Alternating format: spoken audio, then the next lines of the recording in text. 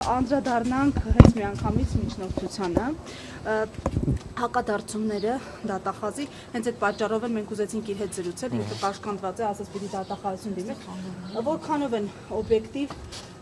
ինչ է նշանակում 10 տարի առաջ է եղել դատական պրոցես, ուրեմն տեսականորեն հնարավոր չի, որ 10 տարի հետո կանխակալ վերաբերմունք լինի, ես նկատի ունեմ Հրանուշ Խառատյանի հետ հայտնի դատական պրոցեսը, ձեր դիտարկումները։ Նախ այդ 10 տարի առաջվա մասին հիշեցնեմ, որ մենք անցած տարի այդ հիմքով բացարկ էինք ներկայացրել, ինչի մասին էր խոսքը, որ դատավոր Կարապետ Բադալյանը նախկինում եղել է փաստաբան եւ դատական մի գործով ներկայացրել է իր զոքանչին Տիկին Հրանուշ Խառատյանին ընդդեմ Ռուբեն Հայրապետյանի։ Դա բավական լայն հանրային հնչողություն ունեցող գործ է եղել զրպարտության վիրավորանքի հետ կապված, այսինքն հասկանալի է մեծ զգացմունքային էմոցիոնալ ֆոն ունեցող գործ է եղել։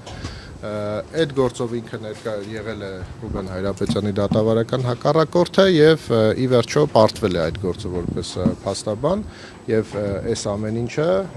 մենք պնդում ենք, որ կանխակալ բացասական վերաբերմունք կարող է ստեղծած լինել Ռուբեն Հայրապետյանի նկատմամբ։ Որ 10 տարի անցել իրենց բարեկամական կապերը չեն բարեկամական կապերը չեն վերացել եւ բացի դրանից ինչն է արդեն այստեղ շատ կարեւոր, որ անցած անգամ երբ մենք այդ բացարկը հայտնեցինք, դատավորը ի վերջո չասեց, գիտեք ինչ, ես ձեր բացարկը մերժում եմ, որովհետեւ ես անկողմնակալ եմ եւ կանխակալ վերաբերմունք չունեմ Ռուբեն Հայրապետյանի նկատմամբ։ Նման հավաստիացում գոնե մենք չլսեցինք դատավորից։ Այլ ընդհանրապես ասաց, որ գիտեք ինչ, դուք այդ բացարկը ներկայացնում եք գործը ձգձգելու համար, այդ հիմքով ձեր բացարկը մերժում եմ, բայց որևէ իրավունքի չարաշահում մեր կողմից չկար, մենք օրենքով սահմանված ժամկետի մեջ էինք, այդ բացարկի ներկայացնելու համար ժամկետներ կան օրենքով, մենք այդ ժամկետում էինք բացարկը ներկայացնում եւ ինչքան մեր այս գործին անգամ շատ ոչ անծանոթ մեր գործընկերների հետ խոսում ենք, ներկայացնում ենք, ասում ենք, հա դե սա ակնհայտ բացարկի հիմք է։ Ինչպես կարելի է այս իրավիճակում չքննարկել այդ բացարկը, այսինքն դուք էլ տեսնում եք, որ կա նախկին հակառակորդ լինելու փաստ, որը ըստ էության կարող է վերաճած լինել թշնամանքի եւ դա կարող է ազդել Եվ այո, դա կարող է ազդել դատավարության ընթացքի վրա։ Ինչևէ, մենք դրանից հետո իգիտություն ընդունեցինք, որ մեր բացարկը մերժվեց, չնայած համարում ենք, որ դա ապագայում նաև վերաքննիչ ատյանում, եթե մեր դեմ վճիռ կայացվի, դա վճռի բեկանման լուրջ հիմք է, շատ լուրջ հիմք է, բայց ամեն դեպքում դատավարությունը շարունակվում է, հիմա էլի շատ կարևոր հարցեր նախորդ դատական նիստերին քննարկում, մենք բովանդակային շատ էական առարկություններ էինք ներկայացրել, դատարանը իր որոշման մեջ ասեց, գիտեք ինչ, այդ ձեր առարկություններին չեմ անդրադառնում ու մեզ վերագրեց ինչ-որ ոչ հիմնավոր առարկություն, բայց մենք նման բան երբևէ չենք ասել եւ տեսեք դատական նիստում խնդրեցի դատախազին ցույց տալ, թե որտեղ ենք մենք այդ ոչ հիմնավոր առարկությունը ներկայացրել, բնականաբար ցույց չտրվեց, որովհետեւ պարզապես չկար։ Հիմա դրա համար մեր կասկածները թարմացան եւ ավելի խորացան, որ կա կանխակալ բացասական վերաբերմունք։ Որ այս դեպքում դատավորը ավելի անաչառ կգտնվի, մանավանդ որ նախորդին ինքը իր անաչառության պնդումը չի հավաստել։ Հույսերը քիչ են, եթե կարճ ասեմ, բայց ամեն դեպքում,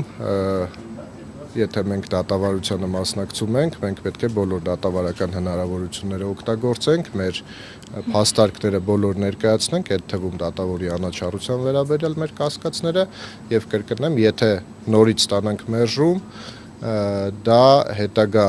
բողոքարկումների դեպքում կրկին մեր կարծիքով լուրջ հիմք է լինելու։ Նոր ներգրաված փաստաբաններ լսենք, ձեզ կներկայանաք եւ Լուսնե Բակումյան, ես հանդիսանում եմ Չէ, նոր եմ միացել, ես հանդիսանում եմ ՌՌ հանքային ջրերի գործարանի իրավաբանը եւ մենք որոշել ենք, որ այս փուլից միանանք, որովհետեւ անկեղծ ասած հույս ունենք, որ սահմանադրական դատարանի որոշումից հետո դիրքորոշումը բոլորովին այլ կլինի, առնվազն գոնե դատախազությունը պետքա հայցից հրաժարվի կամ դատարանը չբավարարի այդ միջնորդությունը։ Դրա համար, քանի որ այլ ընթացք ստացավ, մենք որոշեցինք ներգրավել այս փուլում։ Համատեղելու Այո։ Կարծում եք, որ կհաջողի։ Կարծում եմ, որ կհաջողենք, այո։ Ես ուղղակի միանալով իմ գործընկերոջ բոլոր ասածներին ու ուզում եմ երկու նկատառում այստեղ շեշտադրել, նայեք տեսեք, դատախազությունը անդադ խոսում է պետական շահի պաշտպանության մասին, չէ։ Բայց մեզ համար ակնհայտ է, որ դատախազության գործողությունները միտված չեն պետական շահի պաշտպանությանը։ Ես ուղղակի ուզում եմ հիշեցնել, ով է այսօր գլխավոր դատախազը, այսօր գլխավոր դատախազը նախքան գլխավոր դատախազ դառնալը եղել է վարչապետի օգնականը, չէ, եւ խորհրդական է, եթե չեմ սխալվում, եւ խորհրդական եղած ժամանակահատվածում մենք ականատես եղանք բավականին սկանդալային իրավիճակներին, երբ վարչապետի խորհրդականը ըստ էության իրեն թույլ էր տվել խմբագրումներ մտցնել Հայրապետյանի ընտանիքի հետ կապված քննչական գործողություններում եւ որոշումներում։ Դա արդեն իսկ ցույց է տալիս, որ դատախազությունը ոչ թե պետական շահի նպատակը հետապնդում, այլ ուղղակի անձնական շահ ունեն այստեղ գործը տանելու առաջ։ Հակառակ պարագայում սահմանական դատանի որոշումից հետո ողջամիտ էր, որ իրենք պետք է դիմում ներկայացնեն եւ հայտից հրաժարվեին։ Սպաները ձեր տեսակետը շնորհակալ եմ։ Խնդրեմ։